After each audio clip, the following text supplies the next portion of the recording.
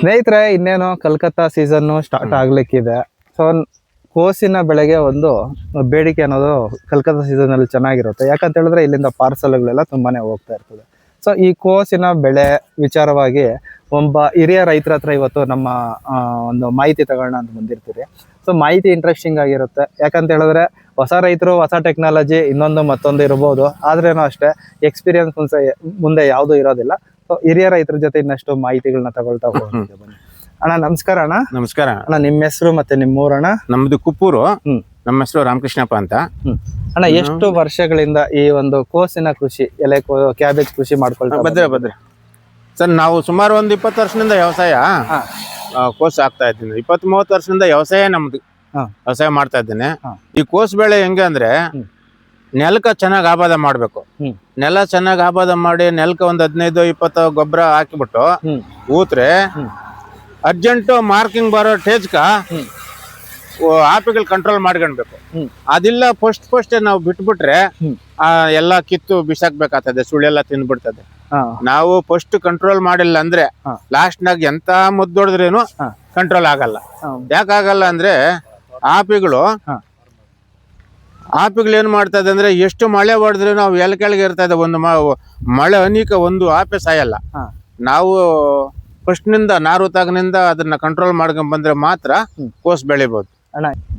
ಅಣ್ಣ, ಇವಾಗ ನಾವು ಮನೆ ಕಟ್ಟಕ್ ಮೊದ್ಲು ನಾವು ಏನ್ ಪಾಯ ಅನ್ನೋದು ಹಾಕ್ತಿರಿ. ಹೌದು. ಅದು ಈ ನೆಲಕ್ಕೆ ಪಾಯ, ಈ ಬೆಳೆ ಬೆಳೆಯೋದಕ್ಕೆ ಪಾಯ ಅಂತ ಹೇಳಿದ್ರೆ ನಾವು ಗೊಬ್ಬರಗಳನ್ನ, ಗೊಬ್ಬರಗಳು, ತಿಪ್ಪಿ ಗೊಬ್ಬರಗಳು ಯಾವ ತರ ಕೊಡ್ತೀರಾ, ಏನ್ ಕೊಡ್ತೀರಾ ಅಣ್ಣ? ನಾನು ಒಂದು 15 ಲೋಡ್ ಕೆರೆ ಮಣ್ಣು ಹೊಡೆದು ಸ್ಟಾಕ್ ಮಾಡಿದ್ದೆ. ಆಮೇಲೆ ಕೋಳಿ ಗೊಬ್ಬರ ತಗೊಂಬಂದು 15 ಲೋಡ್ ಮಿಕ್ಸ್ ಮಾಡಿ ಅದೆಲ್ಲ ಒಂದ್ ಬೆಳೆಕ್ ಇಷ್ಟ ಅಂದ್ಬಿಟ್ಟು ಒಂದ್ 3 ಲೋಡ್, ಇದ್ರಕ್ 3 ಲೋಡ್, ಅದ್ರಕ್ 6 ಲೋಡ್ ಹೊಡೆದಿದ್ದೀನಿ. ಇವಾಗ ಒಂದು ಸ್ಟಾಕ್ ಮಾಡಿ ಇಟ್ಕೊಂಡಿರ್ತೀರಾ ಮಣ್ಣು, ವರ್ಷನೂ ಒಂದ್ ಸ್ವಲ್ಪ ಗೊಬ್ಬರ ಮಿಕ್ಸ್ ಮಾಡಿ ನೆಲಕ್ಕೆ ಕೊಡ್ತೀನಿ. ನೆಲಕ್ಕೆ ಕೊಡ್ತೀನಿ. ಅಣ್ಣ, ಹೊಸ ಮಣ್ಣು ಸೇರ್ಸೋದ್ರಿಂದ ಏನ್ ಚೇಂಜ್ ಆಗುತ್ತೆ? ಕೆರೆ ಮಣ್ಣು ಸ್ವಲ್ಪ ಮೇಲ್ಗಡೆಯಿಂದೆಲ್ಲ ದನ ಕರುಗಳೆಲ್ಲ ಮೇದಿರೋದು, ಇದು ಸಿಗಣ ಎಲ್ಲ ಬಂದು ಕೆರೆಯಲ್ಲಿ ಹಿಂಗ ಆಗಿರ್ತದೆ. ಆ ಮಣ್ಣು ನೋಡಿದ್ರೆ ಸ್ವಲ್ಪ ಚೆನ್ನಾಗಿರುತ್ತೆ, ಅದ್ರಲ್ಲಿ ತಾಕತ್ತಿರ್ತದೆ.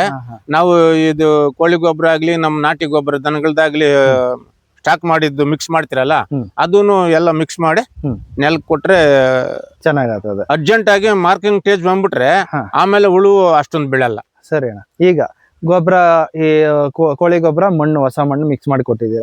ಮೂಟಿ ಗೊಬ್ಬರಗಳಿಗೆ ಬಂದ್ರೆ 15, 20 ಮೊದ್ಲೇ ಕೊಡ್ತೀರಾ, ಸಾಲ್ ಮಾಡೋವಾಗ ಕೊಡ್ತೀರಾ? ಇಲ್ಲ, ಉಳೋವಾಗ ಒಂದ್ ಎಕರೆಗೆ 1-2 ಮೂಟೆ ಗೊಬ್ಬರ ಹಾಕ್ತಿರಿ, ಆಮೇಲೆ ಸಾಲ್ ಮಾಡೋವಾಗ ಒಂದ್ ಸ್ವಲ್ಪ ಹಾಕಂತೀರಿ ಅಷ್ಟೇ. ತಿರ್ಗಿ ಏನಾನ ಬೇಕಂದ್ರೆ ಡ್ರಿಪ್ ಗೊಬ್ಬರಗಳು ತಕೊಂಡ್ಬೋದು, 99 ಅಂತದೇನಂತ ಕೊಡ್ಬೋದು. ಓಕೆ ಅಣ್ಣ. ಇವಾಗ ಮೊದ್ಲೆಲ್ಲ ಬಂದು ನೀರುಗಳೆಲ್ಲ ಕಟ್ಟಿ ಬೆಳೆಯರಿ, ಇವಾಗ ಬಂದು ಡ್ರಿಪ್ ಬಂದೈತೆ, ಸ್ಪ್ರಿಂಕ್ಲರ್ ಆಗು ಮಾಡಕ್ ಸ್ಟಾರ್ಟ್ ಮಾಡಾರ. ಯಾವ್ದ್ರಲ್ಲಿ ಬೆಳೆ ಚೆನ್ನಾಗತ್ತ ಸರ್? ಈ ಕೋಸೆಲ್ಲಾನು ಸ್ಪ್ರಿಂಕ್ಲರ್ ಏನು ಅಷ್ಟೊಂದ್ ಮೇಲೆ ಬರಲ್ಲ. ನಾವ್ ಯಾಕಂದ್ರೆ ಈಗ ಮದ್ದು ಹೊಡಿತೀರಿ, ನೀರು ಬಿಡ್ಬೇಕು, ಒಣಗ್ತಾ ಇರ್ತದೆ. ಸ್ಪ್ರಿಂಕ್ಲರ್ ಬಿಟ್ರೆ ಮದ್ದೆಲ್ಲ ವೇಸ್ಟ್ ಆಗ್ತದೆ. ಆ ಮದ್ದು ಎಲೆ ಮೇಲೆ ಇರೋದೆಲ್ಲ ಬುಡಕ್ ಸೋರ್ತದೆ, ಆ ಬುಡ ಅಲ್ಸೋತದೆ. ಸ್ಪ್ರಿಂಕ್ಲರ್ ಏನು ಅಷ್ಟ್ ಮೇಲೆ ಬರಲ್ಲ. ಕೋಸ್ಗೆಲ್ಲಾನು ಡ್ರಿಪ್ ಸರಿ, ಡ್ರಿಪ್. ಓಕೆ ಅಣ್ಣ. ಇವಾಗ ಯಾವ್ದೇ ಒಂದು ಬೆಳೆ ತಗೊಂಡ್ರು ನಾವು ಇಂತ ತಳಿ ಚೆನ್ನಾಗಿರ್ತದೆ ಅಂತ ನಮ್ಗೆ ಮಾರ್ಕೆಟ್ ಆಗಿ ಇದಕ್ ಬೇಡಿಕೆ ಚೆನ್ನಾಗಿರ್ತದೆ ಅಂತ ಹೇಳ್ತಾರೆ. ನೀವು ಯಾವಾಗೂ ಬೆಳೆಯಂತ ತಳಿ ಯಾವ್ದನ್ನ? ನಾನು ಫಸ್ಟ್ ಹರಿರಾಣಿ ಆಗ್ತಾ ಇದ್ದೆ ಸುಮಾರು 10-20 ವರ್ಷಕ್ಕೆ ಮುಂಚೆ. ಆಮೇಲೆ ಬಂದು ರಾಧಾ ಅಂತ ಬಂತು, ಈಗ ರಾಧಾನೇ ತಂದು ಆಗ್ತಾ ಇದೆ. ರಾಧಾನೇ ಚೆನ್ನಾಗಿದೆ. ಓಕೆ ಅಣ್ಣ, ಇದು ಒಂದು ತಳಿ ವಿಚಾರ ಆಯ್ತು. ಇದೆಲ್ಲ ಆದ್ಮೇಲೆ ಈ ಒಂದು ಬೆಳೆ ಬರ್ಬೇಕಂತ ಹೇಳಿದ್ರೆ ಎಷ್ಟು ದಿನಗಳು ತಗೊಳ್ತದೆ? ಅಷ್ಟೇ, ಒಂದು 2.5 ತಿಂಗಳ. ಚೆನ್ನಾಗಿ ಕೆಲಸ ಮಾಡಿದ್ರೆ 2.5-2.25 ತಿಂಗಳು ಬಂದ್ಬಿಡ್ತದೆ. 3 ತಿಂಗಳ ಏನ್ ಇರಂಗಿಲ್ಲ. ಅಣ್ಣ, ಈಗ ಮೊದ್ಲೆಲ್ಲ ಬಂದು ಹರಿರಾಣಿ ಅಂತ ಏನೋ ಹೇಳಿದ್ರಿ, ಇಷ್ಟಿಷ್ಟ ಅಗಲ ಒಂದೊಂದು ದಪ್ಪ ಬರೋದು, ಅಷ್ಟು ತೂಕದ ತಗೊಂತಾ ಇದ್ರು. ಇವಾಗ ಬಂದು ಇಷ್ಟೇ ತೂಕ ಇರಬೇಕು ಅಂತ ಕಂಡೀಷನ್ಗಳು ಬೇರೆ ಮಾಡ್ತಾರೆ. ಒಂದ್ ಗಡ್ಡೆ ಎಷ್ಟು ತೂಕ ಬರ್ಬೇಕು? ಅದ ಒಂದ್ ಗಡ್ಡೆ ಅಷ್ಟೇ 1.5-2 ಕೆಜಿ ಒಳಗಡೆ ಇರ್ತದೆ. ಇದೆಲ್ಲ ಆಯ್ತಣ್ಣ. ಇನ್ನ ಮದ್ದುಗಳ ವಿಚಾರಕ್ಕೆ ಬಂದಾಗ ಕೋಸ್ ಬೆಳೆನಾಗ ಮೊದ್ಲು ಬಲೆ ಕಷ್ಟ ಪಡೇರಿ, ಏನೋ ಹುಳುಗಳನ್ನ ಕಂಟ್ರೋಲ್ ಮಾಡೋದಕ್ಕಂತ ಬಲೆ ಬಾದ್ ಪಡೇರಿ. ಇವಾಗೆಲ್ಲ ಬಂದು ಯಾವ್ದಾವ್ದೋ ಹೊಸ ಮದ್ದುಗಳೆಲ್ಲ ಬಂದವೆ, ಬೆಳೆ ಮಾಡೋದ್ ಸಲೀಸು ಅಂತ ಹೇಳ್ತಾರೆ. ನಿಜಾನ? ಹೌದ್, ಬೆಳೆ ಮಾಡೋದ್ ಸಲೀಸು ಅಂದ್ರೆ ಕೂಡ ನಾವು ಫಸ್ಟ್ ನಿಂದ ಕಂಟ್ರೋಲ್ ಮಾಡ್ಕೊಂಡ್ ಬಂದ್ರೆ ಮಾತ್ರ ಸಲೀಸು. ಫಸ್ಟೇ ಬಿಟ್ಬಿಟ್ರೆ ಅಷ್ಟೊಂದು ಕಂಟ್ರೋಲ್ ಬರಲ್ಲ. ಎಂತ ಮದ್ದೆ ಹೊಡಿಲಿ, ಫಸ್ಟೇ ನಾವು ಹುಳುಗ್ ಬಿಟ್ಟಿದ್ರೆ ಅಂದ್ರೆ ಅಷ್ಟೊಂದು ಕಂಟ್ರೋಲ್ ಬರಲ್ಲ. ಇವಾಗ ಮುಖ್ಯವಾಗಿ ಇದ್ರಾಗ ಹುಳ ಬಿಟ್ರೆ ಈ ಸುಳಿಗಳಾಗ ಈ ಸೊಳ್ಳಿಗಳು ಪಳ್ಳಿಗಳು ಇರ್ತಾವ, ಅವೆರಡೇ ತಾನೇ ಇದ್ರಲ್ಲಿ ತೊಂದ್ರೆ ಬರೋದು. ಹೌದು. ಇನ್ನ ರೋಗಗಳ ವಿಚಾರಕ್ಕೆ ಬಂದಾಗ ಏನಾದ್ರು ರೋಗಗಳು ಜಾಸ್ತಿ ಬರ್ತಾವಣ್ಣ ಇದಕ್ಕ? ಇಲ್ಲ, ಇದು ಕೋಳಿ ಗೊಬ್ಬರ ಏನಾನ ಜಾಸ್ತಿ ಹೊಡೆದ್ರೆ ಹಾ. ಒಂಥರ ಎಲೆ ಸುರುಗು ರೋಗ ತರ ಬಂದ್ಬಿಡ್ತದೆ, ಸುರುಗ್ ಬರ್ತದೆ. ಹಾ. ಅದನ್ನ ಕಂಟ್ರೋಲ್ ಮಾಡ್ಕೊಬೇಕು ನಾವು. ಕೋಳಿ ಗೊಬ್ಬರ ಅಂತ ಜಾಸ್ತಿ ಆಗ್ಬಾರ್ದು ಹಾ. ಬಿಸಿಲಿನಾಗ ಕೋಳಿ ಹಾ. ಗೊಬ್ಬರ ಸೇರಿಸ್ಬಾರ್ದು. ಈಗೇನೋ ಮಳೆಗಾಲದಾಗ ಸ್ವಲ್ಪ ಅಡ್ಜಸ್ಟ್ಮೆಂಟ್ ಆಗ್ಬಿಡ್ತದೆ.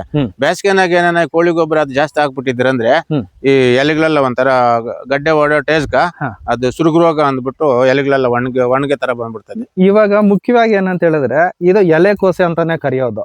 ಎಲೆನೇ ಚೆನ್ನಾಗಿಲ್ಲ ಅಂತ ಹೇಳಿದ್ರೆ ಕ್ವಾಲಿಟಿ ಚೆನ್ನಾಗಿರಲ್ಲ, ಎಲೆ ಚೆನ್ನಾಗಿರ್ಬೇಕು. ಇವಾಗ ಕಲ್ಕತ್ತಾ ಸೀಸನ್ ಅಂತ ಹೇಳ್ತಾರಣ್ಣ, ಯಾವಾಗ ಸ್ಟಾರ್ಟ್ ಆಗುತ್ತೆ? ಇದು ಒಂದ್ 4-5ನೇ ತಿಂಗಳಿಗೆಲ್ಲ ಸ್ಟಾರ್ಟ್ ಆಗುತ್ತೆ. 4ನೇ ಜಾಸ್ತಿ ಡಿಮ್ಯಾಂಡ್ ಆಗೋದು? ಜಾಸ್ತಿ ಡಿಮ್ಯಾಂಡ್ ಸರ್ ಇವಾಗ ಬರ್ಬೇಕಾಗಿತ್ತು. ನಾನ್ ಮಾಡಿದ್ದು ಸ್ವಲ್ಪ ಲೇಟ್ ಮಾಡಿದ್ದೀರಾ. ಇಷ್ಟೊತ್ತಿಗೆ ಬಂದಿದ್ರೆ ಇವಾಗ ಏನಿದೆ ನಡೀತಾ ಇದೆ? ಈಗ 1,10,000 ಟನ್ 180. 180 ಆ ರೇಟ್ ಇದೆಯಾ ಈಗ? ಹೌದು, ಸೂಪರ್ ಸರ್. ಆ ತರ ಏನಾದ್ರು ಬೆಲೆಗಳು ಸಿಕ್ಕಿದ್ದೆ ಆದ್ರೆ ರೈತ ಬಂದು ಚೆನ್ನಾಗಿ ಹೋಗ್ತಾರೆ. ಓಕೆ, ಮತ್ತೆ ಈಗ 1 ಎಕರೆ ತಕೊಂಡ್ರೆ ಅಣ್ಣ ನಾವು ಎಷ್ಟು ಲೋಡ್ ಬೆಳಿಬಹುದು ಅಣ್ಣ? 1 ಎಕರೆಗೆ ಅಷ್ಟೇ sir, 1-2 load full 2 load full ಆಗಿ 1 ಎಕರೆಕ. ಹಂಗಾದ್ರೆ ನೀವು ನಾಟಿ ಮಾಡೋದಾದ್ರೆ ಎಷ್ಟು ನಾರು ನಾಟಿ ಮಾಡಿ? 1 ಎಕರೆಗೆ ಒಂದು 18,000 ನಾರು ಬೇಕಾಗುತ್ತೆ ಸರ್. 1 ಎಕರೆಗ 18,000 ನಾರು ನಾಟಿ ಮಾಡ್ತೀರಾ? ಆ ಲೆಕ್ಕಾಚಾರಕ್ಕೆ ತಗೊಂಡಾಗ ನಿಮ್ಗೆ 1-2 ಲೋಡ್ ಗ್ಯಾರಂಟಿ ಮಾಡ್ಬೋದು. 2 ಲೋಡ್ ಮಾಡ್ಬೋದಾ? 2-2.5 ಲೋಡ್ ಮಾಡ್ಬೋದು. 2-2.5 ಲೋಡ್ ಮಾಡ್ಬೋದು. 2 ಲೋಡ್ ಬಂದ್ರೆ ಏನು ಮೋಸ ಇಲ್ಲ.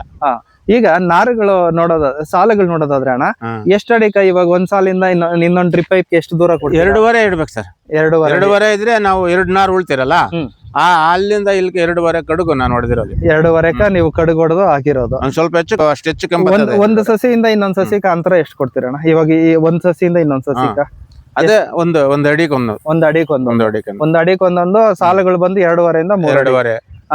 ಆಮೇಲೆ ಇದ್ರಾಗ ಓಡಾಡಕ್ ಏನ್ ಬಾಧೆ ಆಗಲ್ಲ ಅಣ್ಣ? ಏನಿಲ್ಲ, ನಾವು ಸಾಲಗಳಾಗ ಹೋಗ್ತಿರಲ್ಲ, ನಾನು ಅಲ್ಲಿ ಹೊಡೆದು ನೋಡಿ ಇವಾಗ ಎಲ್ಲ ಮುಚ್ಕೊಂಡದೆ. ಇನ್ನೂ ಸ್ವಲ್ಪ 3 ಅಡಿನೇ ಇರ್ಬೇಕು. ಅಲ್ಲಿ ಏನೋ ತಾಕತ್ತದೆ, ಇವಾಗೆಲ್ಲ ಜಾಸ್ತಿ ಬೆಳೆ ಆಗದೆ. ತಾಕತ್ ಕಡಿಮೆ ಇದ್ರೆ ಇಷ್ಟು ಬರಲ್ಲ. ಅಂದ್ರೆ 2.5 ಇಂದ 3 ಅಡಿ ಆರಾಮಾಗಿರ್ತದೆ. ಅಣ್ಣ ಈಗ ಈ ಒಂದ್ ಬೆಳೆಗೆ ಎಷ್ಟ್ ದಿನ ಆಗದೆ ಸರ್? ಈಗ ಆಗಿರೋದಾ 1 ತಿಂಗಳ ಮೇಲೆ 10 ದಿನ ಆಗಿದೆ. 1 ತಿಂಗಳ ಮೇಲೆ 10 ದಿನ. ಇನ್ನು ಮಾರ್ಕ್ ಆಗಿದ್ಮೇಲೆ ಸ್ವಲ್ಪ ಅದು ಸೈಜ್ ಬರ್ಬೇಕಲ್ಲ. ಮತ್ತೆ ಇನ್ನೊಂದಣ್ಣ, ಈಗ ಮಳೆ ಕಾಲದಾಗ ಏನ್ ರೋಗ ಏನ್ ಜಾಸ್ತಿ ಬರಲ್ಲ ಇದಕ್ಕ? ಏನ್ ಅಷ್ಟೇನ್ ರೋಗ ಇಲ್ಲ. ಆಮೇಲೆ ಅಣ್ಣ ಈಗ ಇನ್ನೇನ ನಾರ್ ರೇಟ್ಗಳು ಏನಿರ್ತಾವಣ್ಣ ಇವಾಗ? ಸರ್ ನಾನು ಇದು 70 ಪೈಸೆ ಇಲ್ಲಿ ಡೆಲಿವರಿ. 70 ಪೈಸೆ ಡೆಲಿವರಿ. 70 ಪೈಸೆ ಡೆಲಿವರಿ. ಅಣ್ಣ ಇವಾಗ 1 ಎಕರೆಕ ಖರ್ಚುಗಳು ನೋಡೋದಾದ್ರೆ ಎಷ್ಟು ಮಾತ್ರ ಬೀಳ್ತಾವಣ್ಣ? ಒಂದ್ ಅಂದಾಜ್ ಹೇಳ್ರಣ್ಣ. ಜಾಸ್ತಿ ಆ ಲೆಕ್ಕಾಚಾರದಲ್ಲಿ ಬೇಡ, ಒಂದ್ ಅಂದಾಜ್ ಹೇಳಿ ಸರ್. ಈಗ ಈ ಮಳೆಗಾಲದಾಗ ಈ ಗಾಳಿ ಹುಳುಗಳು ಹೊಡೆದ್ ಜಾಸ್ತಿ ಅಲ್ಲ. ಈಗ ನನ್ಗಿದು 2 ಎಕರೆ ಲೆಕ್ಕ ನನ್ಗಿದು ಕರೆಕ್ಟ್ ಗೆ ಇವಾಗ 70,000 ರೂಪಾಯಿ ಖರ್ಚು ಬಿದ್ದಿದೆ. 70,000 ಖರ್ಚು ಬಿದ್ದಿದೆ. ಓಕೆ, ನಿಮ್ಮ ಅಂದಾಜು ಇಷ್ಟು ಮಾರಿದ್ರೆ ಲಾಸ್ ಆಗಲ್ಲ ಕೋಸು ಒಂದ್ ಲೋಡ್ ಅಂದ್ರೆ ಎಷ್ಟು ಮಾರ್ಬೇಕಣ್ಣ ಸರ್? ಈಗ ಎಲ್ಲ ಕಂಪಲ್ಸರಿ ಇಲ್ಲ ಅಂದ್ರೆ ನಮ್ಗೊಂದ್ 70,000 ಆದ್ರೂ ಲೋಡ್ ಸಿಕ್ಕಿದ್ರೆ ಲಾಸ್ ಬರೋ. ಒಂದ್ 60-70,000 ಆದ್ರೆ ಏನ್ ಲಾಸ್ ಬರಲ್ಲ. ಇದಕ್ಕಿಲ್ಲ ಅಂದ್ರೆ 4 ಲೋಡ್ ಬೆಳಿತೀನಿ. 2 ಲೋಡ್. ಇನ್ನ ಈ ಲಾಸ್ಟ್ ಆಗೋವರೆಗೂ ಇನ್ನೊಂದ್ 20,000 ಖರ್ಚು ಬರ್ಬೋದು. ಅಷ್ಟು 1 ಲಕ್ಷ ರೂಪಾಯಿ ಖರ್ಚು ಮಾಡಿದ್ರೆ ಒಂದ್ 60-70,000 ಹೋದ್ರೆ ಒಂದ್ ಲೋಡ್ ಲಾಸ್ ಬರ್ದಿರಾ? ಲಾಸ್ ಏನ್ ಬರಲ್ಲ. ಅದ್ರ ಮೇಲೆ ನಮ್ಮ ಅದೃಷ್ಟ. ಅದು 2 ಲಕ್ಷ ಹೋದ್ರೂ ಬೇಡಪ್ಪ ಅಂತೀರಾ? ಬೇಡ ಅನ್ನಕ್ಕಾಗಲ್ಲ. ರೈತರಿಗೆ ಬರೋದೇ ಯಾವಾಗ ಅಪರೂಪ. ಅದನ್ನ ಬೇಡ ಅನ್ನಕ್ಕಾಗಲ್ಲ. ಸರಿ ಅಣ್ಣ, ಬೆಳೆನ ಇದೇ ರೀತಿ ಚೆನ್ನಾಗಿ ನೋಡ್ಕೊಳ್ಳಿ. ನಿಮ್ಗೆ ಒಳ್ಳೆ ರೇಟ್ ಸಿಕ್ಲಿ ಅಂತ ನಾವು ದೇವ್ರನ್ನ ಕೇಳ್ತೀವಿ ಸರ್. ದೇವ್ರ ಒಳ್ಳೇದ್ ಮಾಡಿ. ಇಷ್ಟೆಲ್ಲ ಮಾಹಿತಿ ನಮ್ ಜೊತೆ ಹಂಚ್ಕೊಂಡಿದ್ದಕ್ಕೆ ನಿಮ್ಗೆ ಧನ್ಯವಾದ. ನಾನು ಇವಾಗ ಔಷಧಿಗೆ ಹೋಗ್ಬಿಟ್ಟು ಅಮೌಂಟ್ ಆಗಿನಲ್ಲ ಕಾಸು ಸ್ವಲ್ಪ ಇದು 1 ಮೂಟೆ ಗೊಬ್ಬರ ಬೇಕು ಅಲ್ಲಿ ಬೇರೆ. ಆಮೇಲೆ 3 ಗಂಟೆಯಿಂದ ಫೋನ್ ಹಾಕಿಸ್ತೀನಿ ಅಂದ್ಬಿಟ್ಟು ಫೋನ್ ನಂಬರ್ ಬರ್ಕೊಂಡ ಬಂದೆ. ಸರಿ ಅಣ್ಣ, ಥ್ಯಾಂಕ್ಸ್ ಅಣ್ಣ.